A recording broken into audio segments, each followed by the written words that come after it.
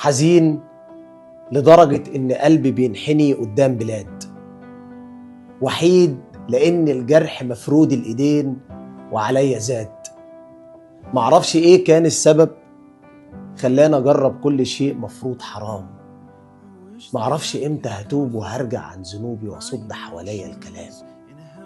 لكني مذنب من بداية عصر سيدي وجدتي، وتراب حارتنا اللي اتسرق، وإن قالوا مذنب هبقى مذنب زي بيتنا زمان لما اتحرق. دلوقتي عادي تحطني وتشيلني عادي من بلاد لبلاد بعيد، لكن زمان أنا كنت واقف تحت مني أرض صلبة من حديد. صحيت لقيتني شخص تاني أنا معرفوش ولا حتى صدقته في كلام. شخص اللي لقيته قصاد عينيك ده طبيعي جدا ما تشوفوش، وطبيعي يضرب وتلاقيه وسط الكباري وتحتها بيقوم ينام. جايز قيامة ربنا تشفق عليه وتغيره لاجل ان ناس بيحبها سابت ايديه. ما كانش يعلم ان جايز يجي يوم ويكون كده. ما كانش عارف انه عادي يكون وحيد والدمعة في عينيه قريبة، مع انه ما ترباش معاه. كل اللي شافهم في الحياة بيسطروه للانتحار. كان نفسه يصحى يلاقي نفسه بيتحرق، او يلقى مثلا جمر نازل عند باب الكعبة على الكفار.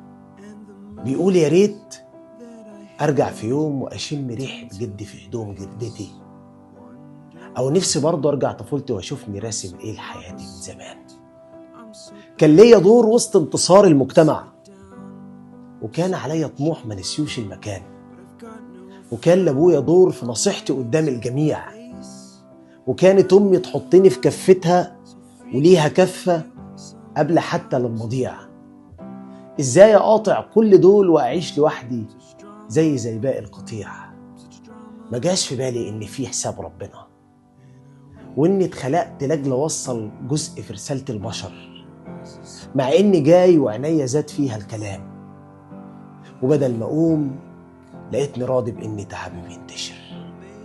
جايز قيامة ربنا تنجدني وارجع حضن ابويا وعونه وظهر لسندته.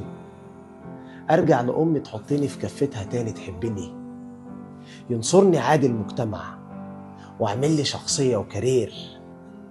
اشم ريحة جدتي قبل القيامة وانام بخير.